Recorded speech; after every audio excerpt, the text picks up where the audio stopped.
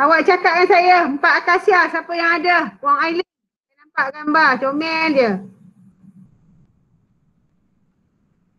Okey, lagi siapa? 4 akasia dulu, bacakan nama yang ada seorang-seorang. Bukan 5 ke? 5 akasia. Ya, 5 akasia. Oh iya, lupa.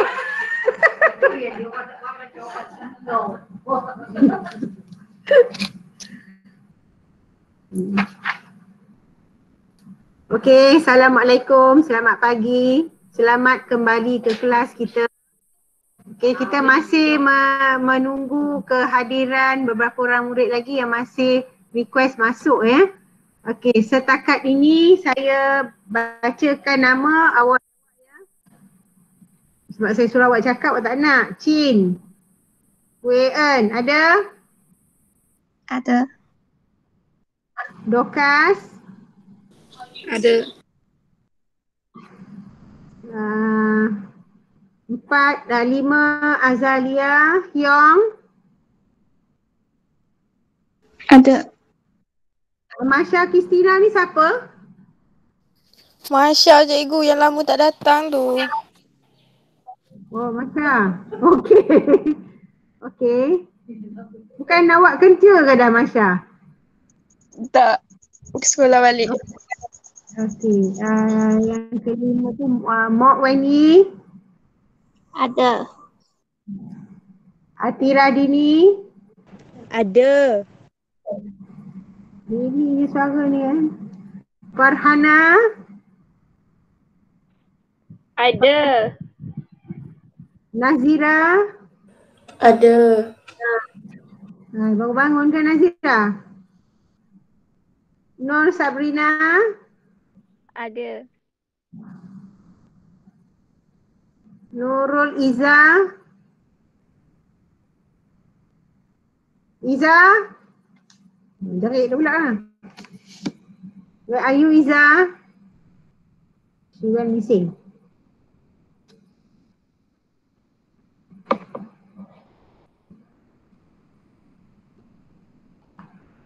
Syafika Hani. Ada. Aisyah. Ada. Siti Nur Fatihah. Ada. Besok kita belajar kat Padang kalau kamu rindu Padang lah pula kan. Syafika Yusof. Ada. Tai Huishan. Ada. Tan Ayin. Ada. Aileen dah tadi kan. Ilin. Ada. Okey. Tadi siapa lagi yang saya tak sebut nama yang dah masuk? Hyong sudah tadi. Ada lagi Hyong dalam ni tak? Hyong 1, Hyong 2, Hyong 3. Ada? Ada? Syafiqah Yusof dah left. Selalu macam tu. Masuk-masuk left. Saya akan buang kehadiran itu.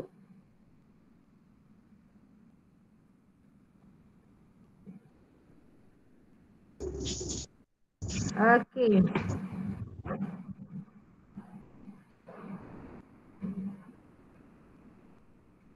Syafiqah Hani, Syafiqah, Nur Syafiqah Muhammad ni adalah 5 Azalia kan? Ya. Okey. Awak binti apa ha? Binti Muhammad Yusof. Okey, good. Baik, Assalamualaikum. Semua sihat ke?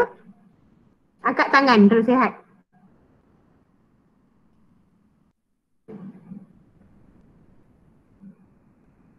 Sebelah orang lagi sihat, tak lain tak sihat. Baik, semua orang gembira ke? Angkat tangan. Semua orang gembira ke? Angkat tangan. Kenapa tak gembira? Sikit je yang gembira ni.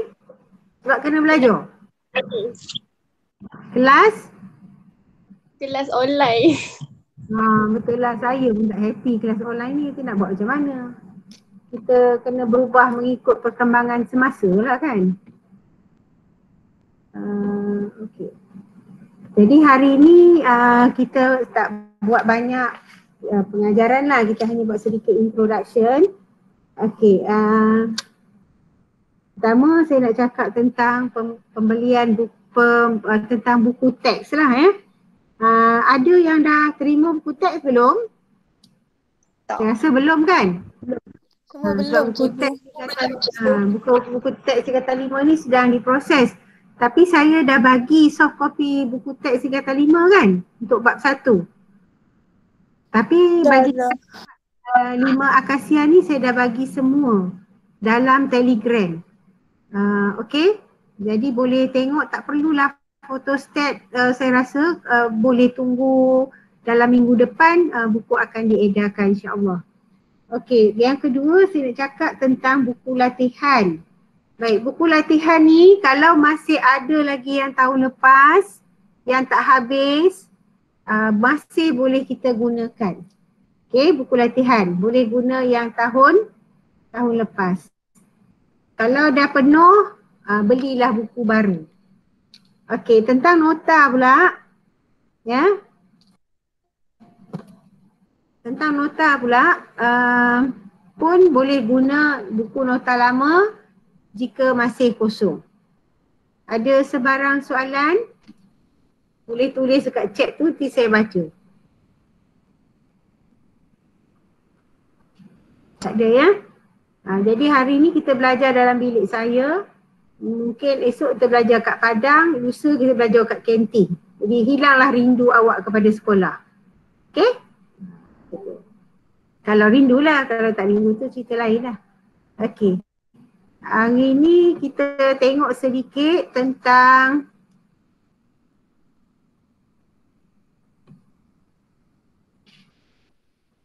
sekejap ya, saya nak sharing.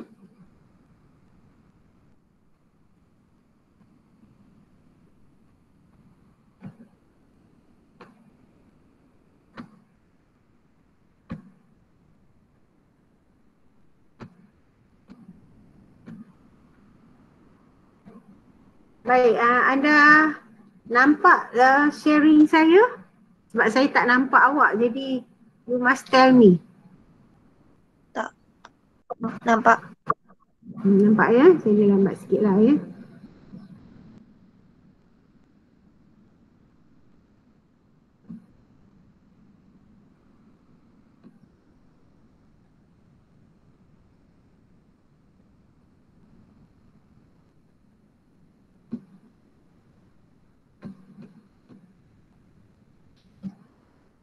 Okey, kita nak bercakap tentang format instrumen peperiksaan SPM mulai tahun 2021.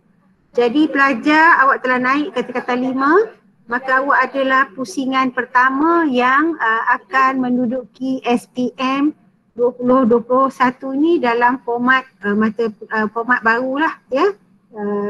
Di mana kita akan teruskan juga dengan pentaksiran dalam bilik darjah.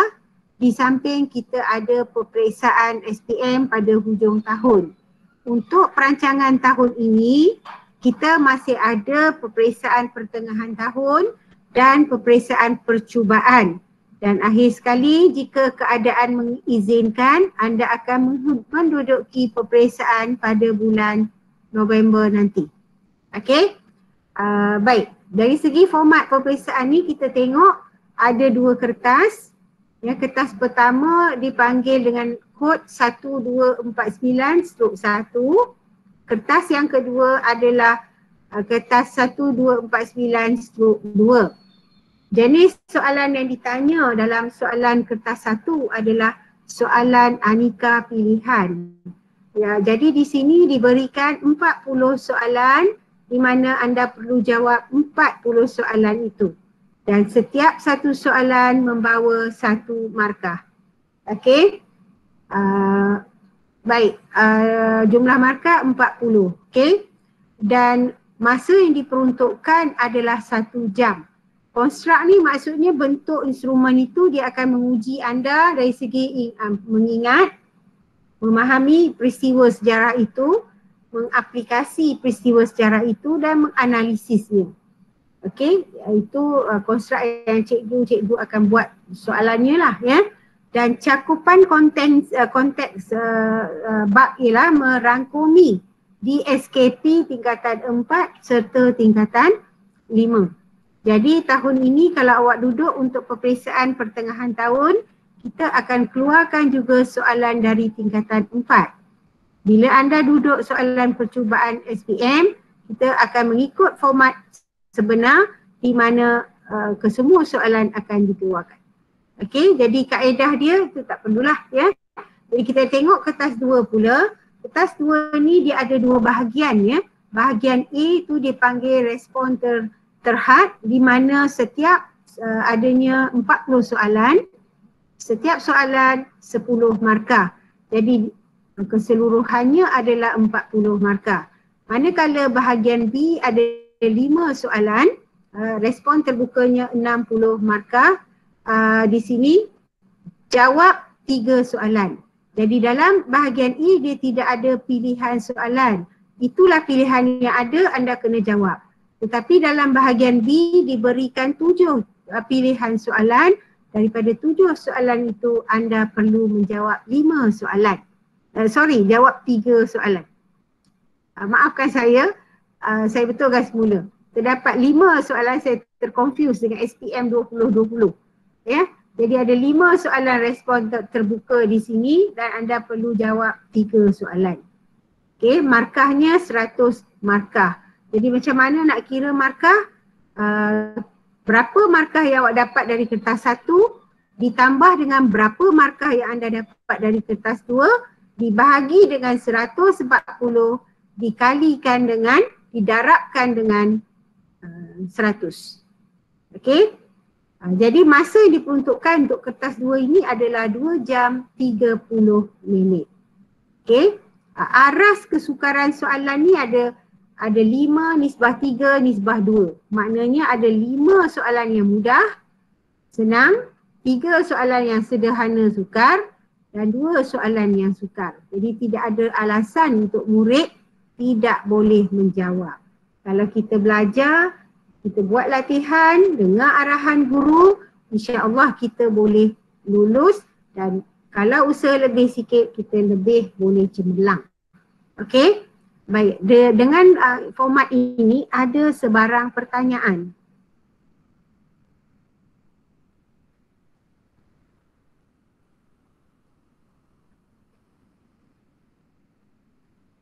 Jika tak ada, saya nak memaklumkan daripada 40 soalan objektif yang dikemukakan itu, 20 soalan datang dari tingkatan 4. Manakala 20 soalan lagi datang dari tingkatan 5. Bagi bahagian kertas 2 pula, bagi soalan yang 4 soalan struktur ini, bahagian A, 2 soalan dari tingkatan 4 dan 2 soalan dari tingkatan 5.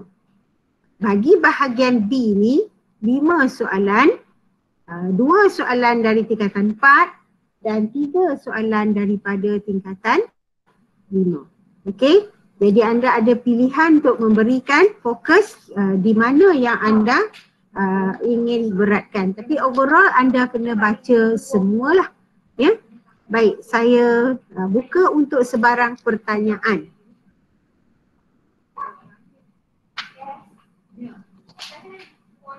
So kajian kes kena buat juga ke? Baik, satu soalan yang cantik. Kajian kes kita masih akan laksanakan seperti tingkatan 1, tingkatan 2, tingkatan 3, tingkatan 4. Pengalaman yang anda ada boleh digunakan untuk meneruskan kajian kes di tingkatan 5. Jadi kajian kes di tingkatan 5 juga wajib. Tetapi setakat ini kita belum membuat keputusan berapa peratuskah markah yang kita akan ambil untuk dicampurkan dalam peperiksaan pertengahan tahun. Jadi ini kita masih hold sebab kita masih dalam proses PDPR. Dan untuk kajian kes ini, cikgu akan mulakan lebih awal. Mungkin jika telah habis tajuk 1 dari tingkatan 5 ni, kita akan terus buat kajian kes. Sebab kita tak nak buang masa bila kita buka sekolah saja, kita terus boleh buat pembentangan. Kerana kita akan mengejar masa untuk menghabiskan sukatan pelajaran dan juga untuk buat pecutan sebab awak akan ambil SPM. Jadi kita tak boleh buang banyak masa kat situ. Ya. Adakah markah ni dicampur dalam peperiksaan SPM? Jawapannya tidak. Ya. Markah tidak dicampur dalam kertas SPM. Hanya 2 kertas sahaja yang diambil kira. Kajian kes merupakan syarat wajib yang mesti dilaksanakan oleh pelajar. Kalau tak buat, apa tindakan yang ada tu, kita masih tunggu arahan daripada Lembaga Peperiksaan Malaysia. Okey, ada soalan lain?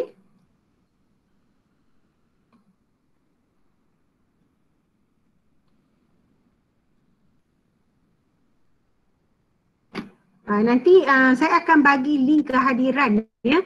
Bagi kelas 5 Azalia saya belum bagi. Sebab saya tengok bila saya bagi link kehadiran awak pun left. Ya.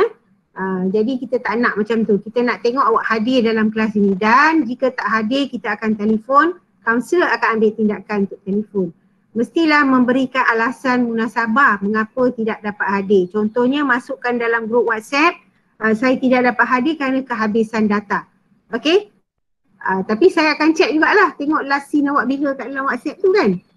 Okey, baik. Seterusnya, kalau tidak ada soalan, kita akan sambung dengan overview.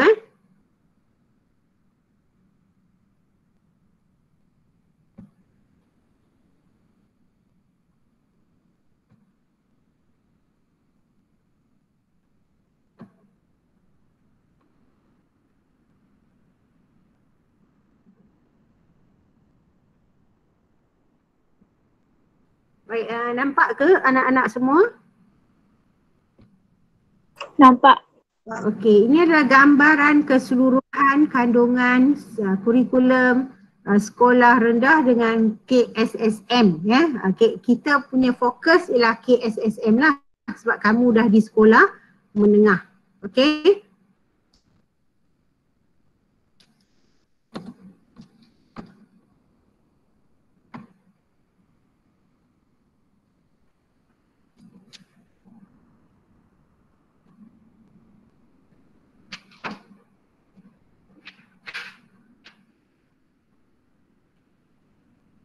Saya lajukan ini tidak ada kaitan dengan awak. Okey. Jadi awak punya pembelajaran dari tingkatan 1 awak telah mula dengan belajar tajuk sejarah dunia dan kita. Naik tingkatan 2 awak memberi fokus kepada warisan negara. Naik tingkatan 3 fokusnya adalah kepada kedatangan kuasa asing. Bila naik di tingkatan 4 kita memberi fokus kepada pembinaan negara. Dan bila naik di tingkatan 5, kita memberi fokus pada Malaysia dan masa hadapan. Okey, jadi di dalam tingkatan 1, awak belajar tentang zaman air batu, zaman prasejarah kan, tamadun dunia dan sumbangannya. Daripada dunia tu awak sampai ke alam Melayu. Ya, awak belajar tentang alam Melayu dan awak beri fokus kepada Melaka ya, dalam tingkatan 2. Bila naik tingkatan 3, awak belajarlah tentang tanah Melayu, fokusnya kepada campur tangan kuasa asing dan apakah tindakan masyarakat tempatan terhadap campur tangan asing tersebut ya, seperti campur tangan British dalam pentadbiran negara kita. Bila kita naik tingkatan 4, tahun lepas kita ada 3 tajuk, betul? 3 tema yang besar ya, bukan tajuk. 3 tema. Tema ke-9 dia sambung daripada tingkatan 1. Dan 1 sampai tingkatan 3, 8. Jadi bila naik tingkatan 4 dia tema yang ke-9 iaitu nasionalisme Malaysia sebelum Perang Dunia yang kedua. Okey. Bila kita naik ke tingkatan 5 ni kita ada 4 tema yang kita nak habiskan. Jadi sebab itu saya kata tadi kajian kes kita akan buat dengan pantas supaya kita dapat cepat habiskan sukatan dan juga memberi fokus kepada pecutan akhir kita ya.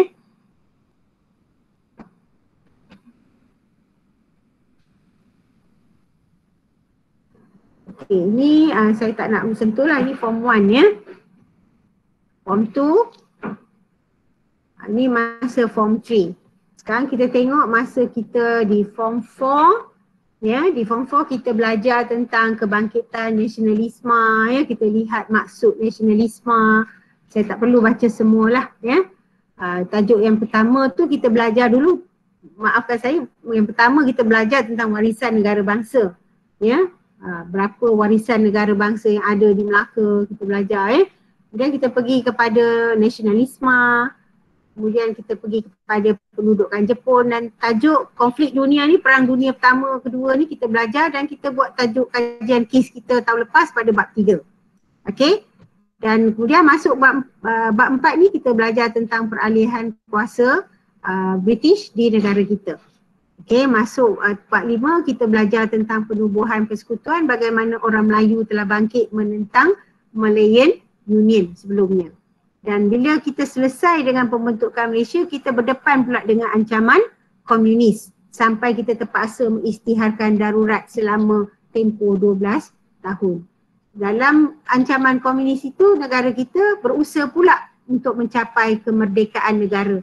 Dan nak merdeka, British kata kita kena bersatu padu. Ya, jadi di sini kita lihat sistem ahli diperkenalkan ya, dan penubuhan parti-parti politik. Dan untuk merdeka pula kita kena adakan pilihan raya dalam tajuk yang berikutnya. Ya, pilihan raya untuk memilih wakil di peringkat persekutuan dan di peringkat negeri. Dan di sini kita telah menyaksikan kemunculan UMNO dengan Parti Perikatan mencapai kejayaan yang sungguh besar sehingga dapat menubuhkan kabinet yang pertama. Okey, dan seterusnya kabinet itulah yang telah membawa negara kita dalam proses menuntut kemerdekaan.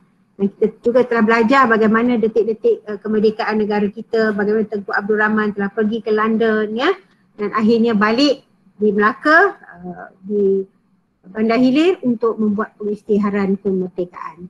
Itu tajuk yang kita telah buat pada tahun lepas ya. Jadi tahun ini fokus kita adalah kepada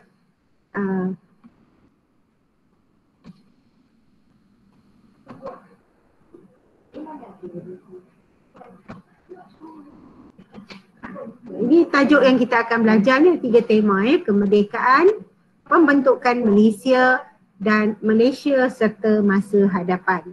Jadi dalam bab pertama ni kita akan memberi fokus ya kepada kedaulatan. Apa yang dimaksudkan dengan kedaulatan, apa dia ciri kedaulatan, apa peranan rakyat untuk mempertahankan kedaulatan negara.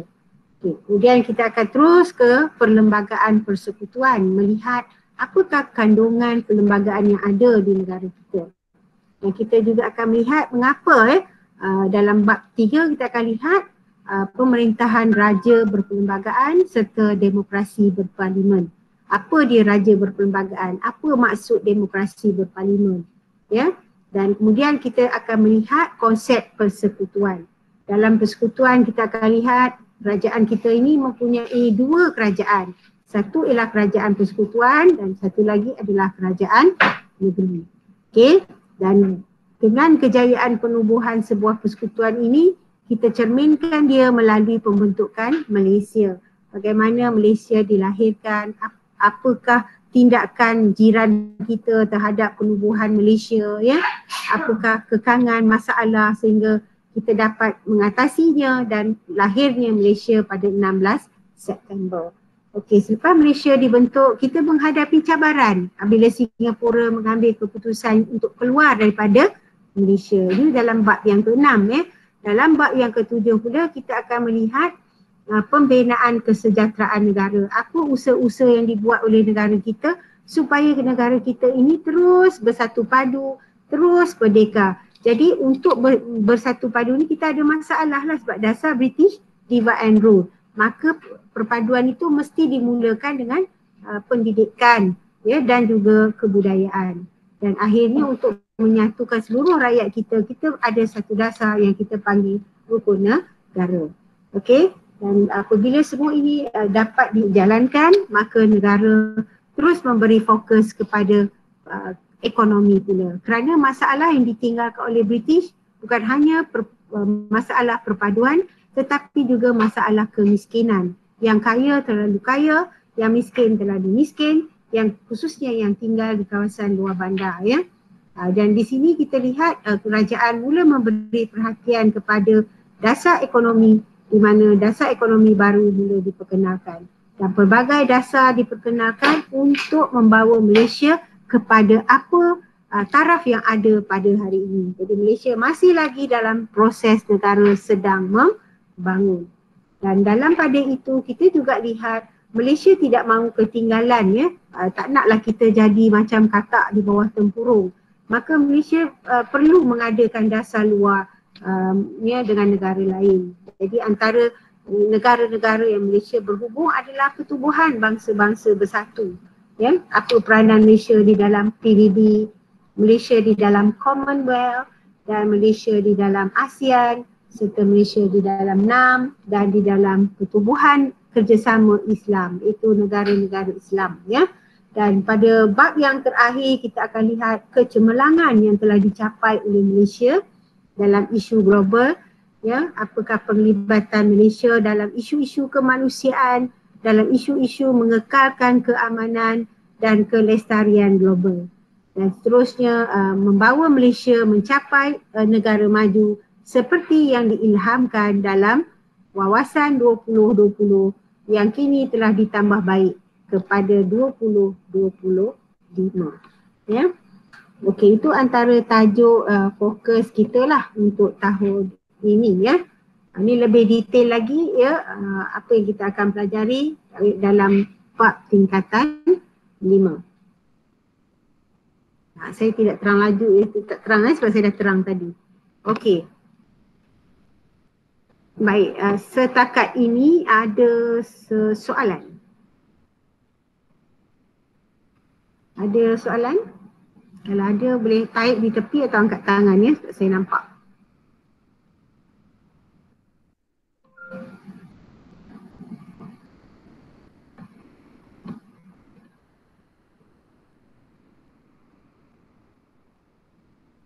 Okey, tak ada ya.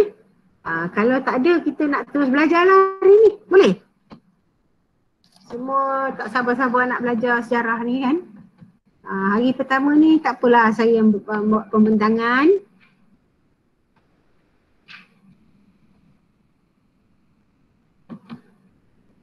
Sekejap ya, saya buka share dia.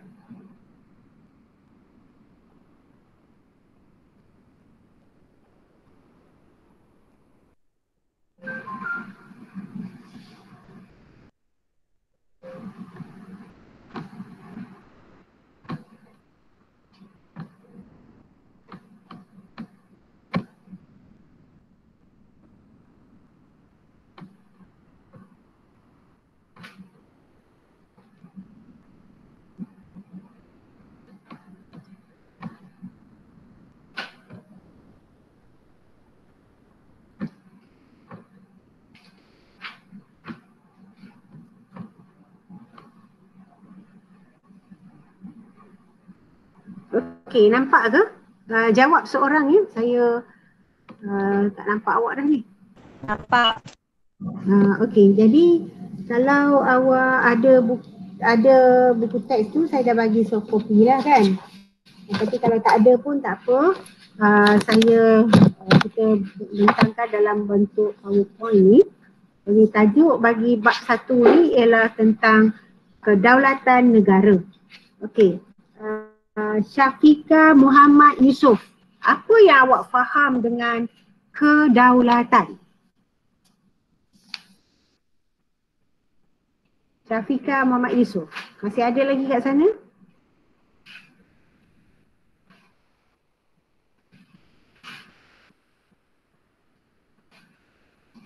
Ada. Tadi ada, sekarang dia hilang ya? Okey. Baik, Syafiqah Hani. Syafiqah Hani.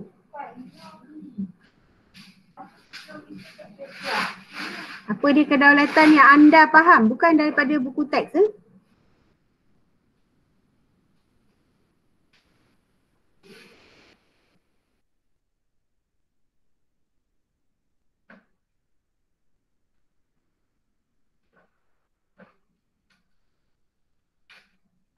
Hani, mana Hani ni? Ya. Ya, jawab. Apa dia yang awak faham dengan kedaulatan? Apa tu? Dia kekuasaan yang tinggi bagi negara yang merdeka. Kalau negara tu tak merdeka, dia tak ada kedaulatan ke?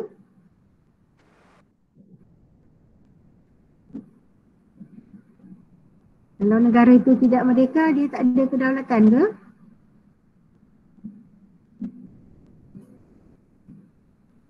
Okey. Saya nak tanya Ilin, apa yang anda faham dengan kedaulatan?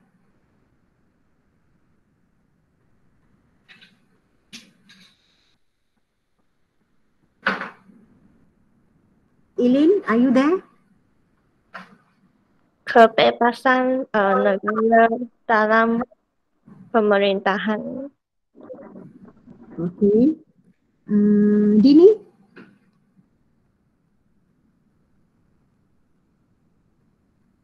Dini? Ya, Apa yang anda faham dengan kedaulatan?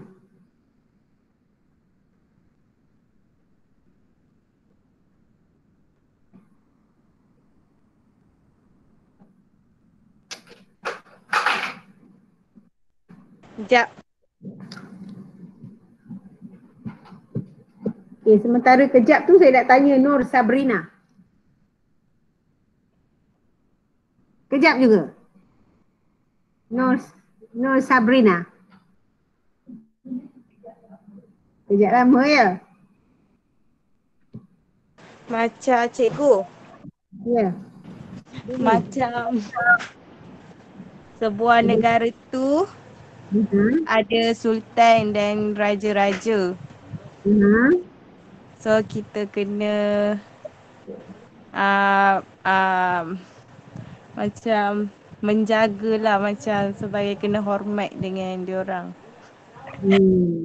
Okey. Sabrina.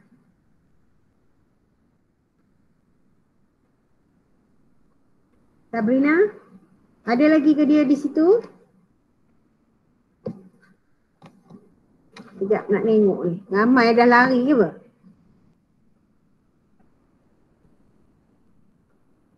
Sabrina, I think. Oh, Gi baru masuk ya, Gi? Gi Siawe. Baru masuk ya? Bukan lah. Oh, dah masuk tadi. Tadi saya tanya siapa nama yang saya tak sebut, awak tak cakap pun. Okey. Tak ngapa. Kita sambung ya. Nampak ya sharing ya? Okey, dalam bab 1 ni kita akan mempelajari ya tentang satunya adalah konsep kedaulatan. Apa itu konsep kedaulatan? Yang kedua, kita akan beri fokus pada ciri-ciri negara yang berdaulat. Yang ketiga, kita akan melihat kepentingan wujudnya sebuah negara yang berdaulat. Dan yang keempatnya adalah langkah-langkah untuk mempertahankan kedaulatan negara.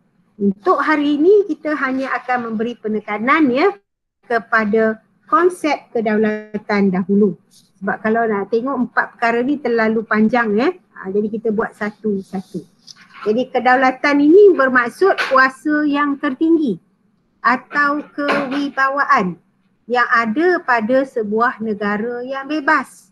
Jadi bila saya tanya tadi kalau negara tu tidak bebas, ada tak kedaulatan? Jawapannya apa? Ya atau tidak? Tak. Jawablah hati ya. Bagus, tidaklah. Jadi kalau dia tiada kedaulatan, maknanya dia bukan negara yang bebas lah. Dia masih dijajah. Ya. Dan konsep kedaulatan ni juga merujuk kepada hak. Bila dia sudah merdeka kan, bila dia ada kuasa dia sendiri, dia bebas, maka dia mempunyai hak untuk melaksanakan pemerintahan dan pentadbiran negara dia. Cara apa dia nak mentadbir negara dia? Terpulanglah kepada kekuasaan tertinggi yang ada itu. Jadi kalau kita tengok Malaysia hari ini, Malaysia adalah sebuah negara yang berdaulat, betul? Okey, ya, saya jawab ya. Sebab saya tak nampak awak kan. Jadi Malaysia mempunyai hak untuk memilih apakah corak pemerintahan yang Malaysia inginkan. So apakah corak pemerintahan yang telah kita pilih? Boleh siapa-siapa je jawab.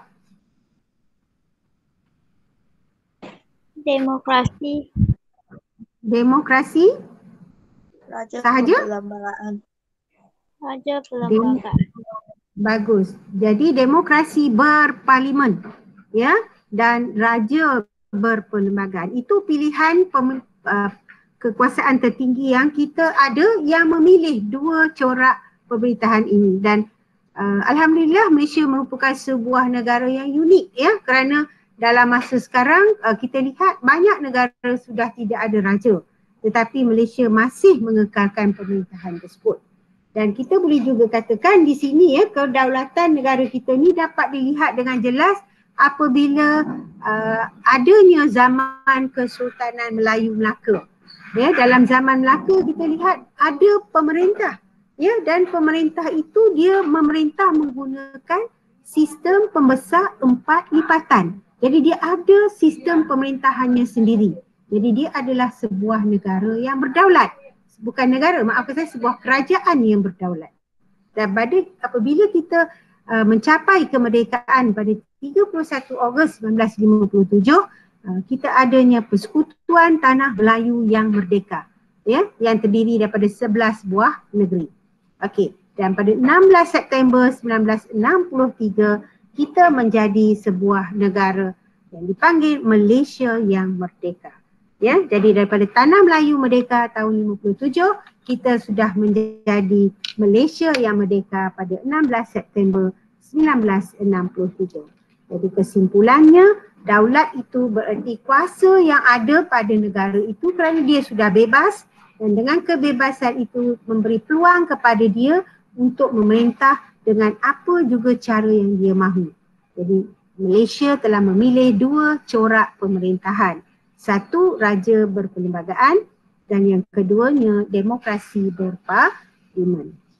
Okey. Baik. Dalam banyak-banyak kita lihat takrif kedaulatan, ya.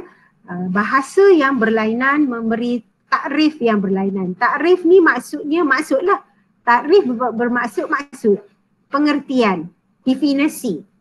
Ya, definisi, pengertian, takrif, apa lagi perkataan seertinya ni? Erti, pengertian, ya. Jadi jangan pula esok kalau soalan keluar definasikan kedaulatan mengikut bahasa Yunani. Dah tak erti jawab. Ya, sebab cikgu ajar selama ni takrif. Jadi takrif ni ada perkataan lain yang boleh kita gunakan seperti definisi, pengertian, maksud, ya. Jadi dalam bahasa Yunani mereka menggunakan supernus atau superanus bagi merujuk perkataan kedaulatan.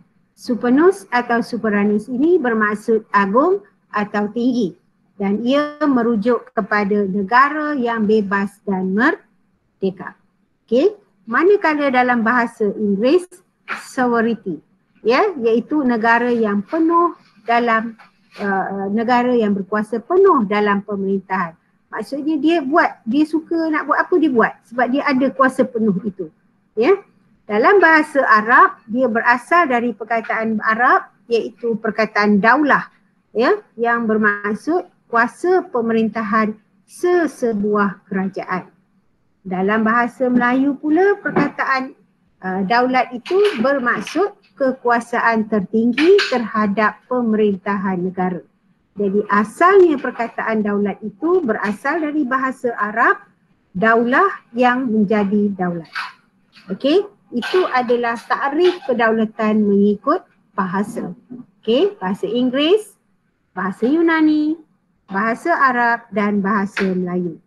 Kalau kita tengok sejarah bahasa ni, bahasa Yunani dengan bahasa Sanskrit ni adalah merupakan bahasa yang paling tua dekat dunia ni.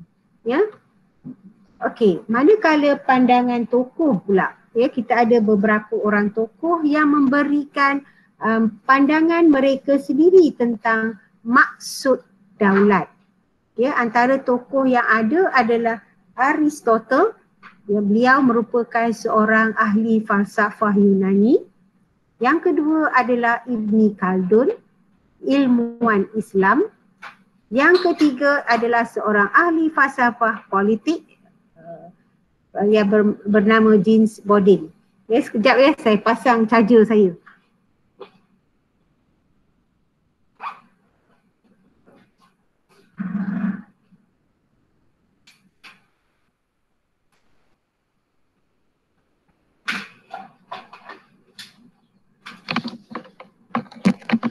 Okey, dan yang ketiga adalah orang yang paling kita kenali, iaitu Perdana Menteri Malaysia yang pertama, Tunku Abdul Rahman Putra Al-Haj.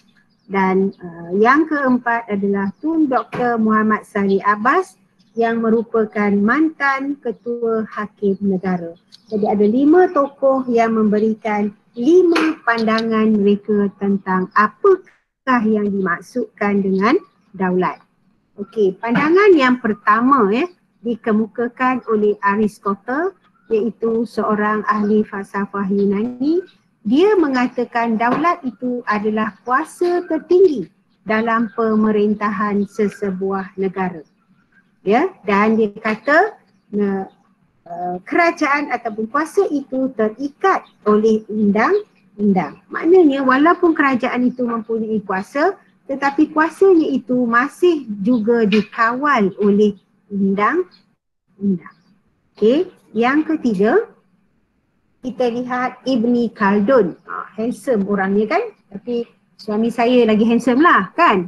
Ibn Khaldun adalah ilmuwan Islam yang mentakrifkan kedaulatan sebagai satu kekuatan atau kekuasaan yang ada pada negara itu, dan kekuatan itu ada kerana mereka memiliki semangat kekitaan bangsanya. Okey, apa yang dimaksudkan dengan semangat kekitaan? Apa maksudnya? Mok boleh terangkan pada saya apa itu kekitaan? Semangat bersatu padu. Yes, bagus, tepat sekali ya. Semangat we are one. Ya, kita bersama-sama, kita together. Ya, macam sekarang melawan pandemik COVID-19. Okey, jadi dia kata kekuatan tu hanya ada kalau kita iringi kekuatan itu dengan semangat bersatu. Okey, dan perlu juga ada semangat beragama. Ya, kerana bila kita ada semangat beragama, kita tahu bersyukur dengan apa yang kita ada. Okey, dan di samping itu beliau juga menegaskan tentang sifat atau semangat sanggup berkorban demi cita-cita yang sama. Jadi kita, kalau kita mempunyai semangat kekitaan itu, kita akan disokong dengan semangat agama, kita akan ada semangat ingin berkorban untuk satu cita-cita yang sama. Contohnya bila kita lawan Jepun, bila kita lawan British untuk dapatkan kemerdekaan, kita tak lawan, kita pergi bersama-sama. Melayu, Cina, India bersatu, pergi berunding ke London. Jadi inilah pengorbanan yang kita hendak untuk memastikan negara kita mencapai kedaulatan. Okey, tokoh yang ketiga ni pun handsome juga lah. James Bodin, seorang ahli falsafah politik Perancis. Beliau mengatakan daulat ini adalah kuasa tertinggi dalam negara. Kalau kita tengok daripada Aristotle tadi sampailah kepada Bodin ni, semuanya bercakap tentang kuasa tertinggi. Dan dia kata di sini mereka ni mempunyai sifat kekal dan tiada batasan kuasa untuk membuat undang-undang, mentafsir dan melaksanakannya. Jadi dengan adanya kuasa di tangan mereka, mereka ini ada hak untuk membuat undang-undang bagi negara, sesebuah negara. Okay, tokoh yang seterusnya ialah bapa kemerdekaan negara kita, iaitu Perdana Menteri Malaysia yang pertama, Tunku Abdul Rahman Putra Al-Haj. Beliau mengatakan kedaulatan itu mestilah dibina atas prinsip kebebasan dan keadilan. Kalau kita bebas tapi tidak adil, itu bukanlah satu kedaulatan kerana ada juga unsur-unsur penindasan di situ. Okey, dan seterusnya beliau juga menegaskan bahawa perlulah sentiasa memperjuangkan kebajikan dan kesejahteraan rakyat.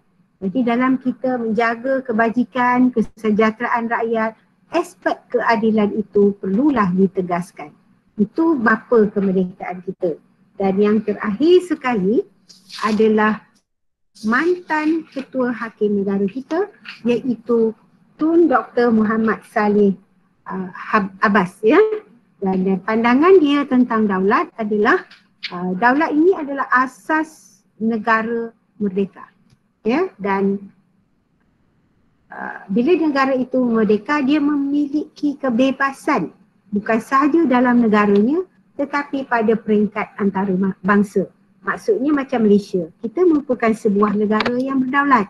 Jadi terpulanglah kepada negara kita dengan siapa kita nak berhubung di peringkat antarabangsa. Jadi kalau kita, negara kita telah mengambil keputusan untuk tidak berhubung dengan Israel, itu adalah keputusan negara kita yang tidak boleh dipersoalkan oleh sesiapa pun. Kerana kita adalah sebuah negara yang merdeka. Kita mempunyai kebebasan itu. Okey, kalau kita mahu mengadakan hubungan dengan China, just kerana Amerika tak baik dengan China, kita pun tak boleh baik dengan China, itu tak boleh. Itu hak kita sebab kita memiliki kebebasan pada peringkat antarabangsa. Itu maksudnya. Ya. Dan yang akhir sekali dia kata kuasa untuk mengatur urusan dalam negeri tanpa telunjuk asing. Maksudnya kita ni ada kuasa, ada hak nak buat apa saja dalam negara kita tanpa perlu mengikut kemahuan kuasa asing. Ya, kalau kita nak melawan pandemik sekarang ni, kalau kita nak beli vaksin, tak nak beli vaksin, nak lawan COVID-19, ya, contoh.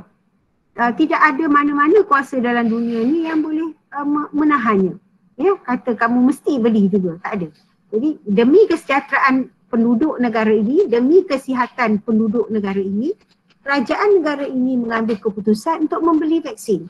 Kita beli vaksin itu bukan kerana disuruh oleh negara China atau bukan disuruh oleh negara Amerika. Ya, jadi kita mengatur apa juga urusan dalam negara kita ini dengan cara kita, bukan mengikut kehendak. Telunjuk itu maksudnya mengikut kehendak lah, ya, asing. Okey, kesimpulan yang dapat kita buat di sini tentang kedaulatan ialah kedaulatan ini adalah kekuasaan tertinggi negara yang merdeka. Kekuasaan, ya. Dan dengan kekuasaan ini kita dapat menjalankan pemerintahan. Bukan saja kita menjalankan pemerintahan, kita juga dapat melaksanakan undang-undang mengikut cara kita. Okey? Untuk apa kita menjalankan pemerintahan ini? Untuk kesejahteraan rakyat, untuk kemakmuran negeri. Dan untuk apa kita melaksanakan undang-undang itu? Sama juga. Untuk kesejahteraan rakyat, untuk kemakmuran negeri. Dan kekuasaan yang kita ada ini diiktiraf oleh negara yang lain. Macam Malaysia.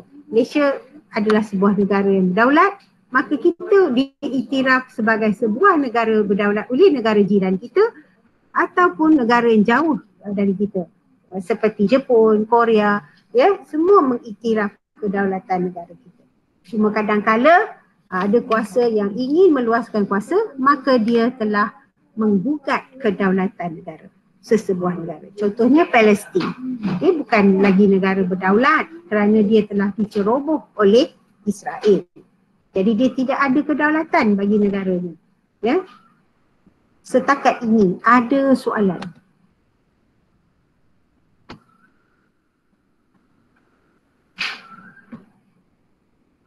Saya bercakap seorang-seorang je. Okey, ada soalan tak? Baik, sekolah sebelum saya tidak akan sambung dengan jenis-jenis kedaulatan kerana masa ada 3 minit saja lagi. Ya, pihak sekolah sedang mengatur penghasilan modul PDPR macam yang kita pernah beri pada awak sebelum ni, satu buku di mana anda akan berpandukan buku itu, anda akan buat latihan, ya. Jadi kita panggil modul PDPR lah, ya. sedang dalam proses. InsyaAllah kalau siap pada minggu hadapan awak akan ambil modul itu ketika awak ambil buku teks. Okey, perlulah kita gunakan modul-modul ini ya, sebab kalau kita tengok di pasaran pun tidak ada buku rujukan lagi ya dijual ya. Tak ada buku rujukan. Okey. Jadi sebelum berundur diri, saya nak tanya, ada sebarang soalan tak? Bagi 5 Azalia ya, jangan lupa mengisi kehadiran. Semalam kehadiran tu kita tak sempat nak hasilkan kerana dalam kesibukan kita tak sempat keluarkan. Tapi cikgu ada ambil kehadiran secara manually ya. Jangan bimbang.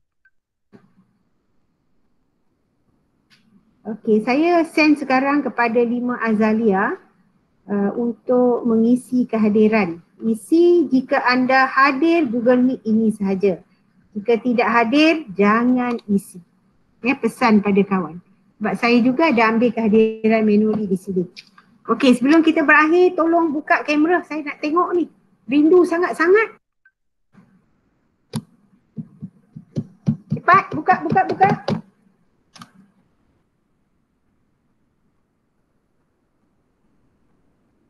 Cepatlah. Anda Intan Payung, lamanya kamu.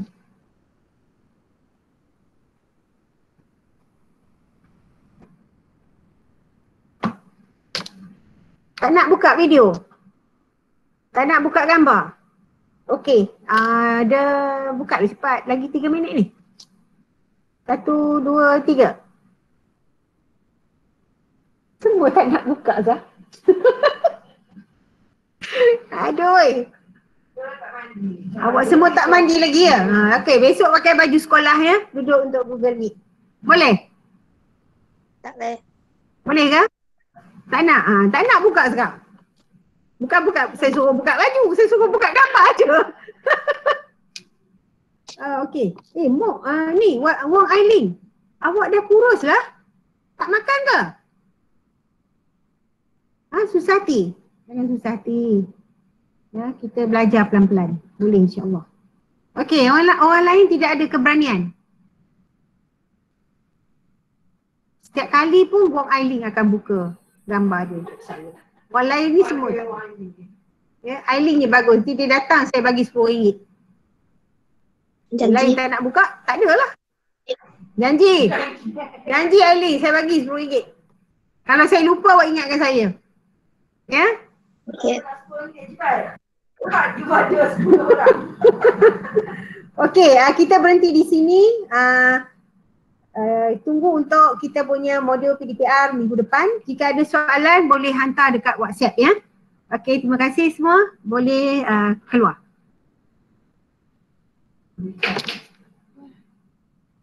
Allah saya kan. Nantilah tutup suara dulu.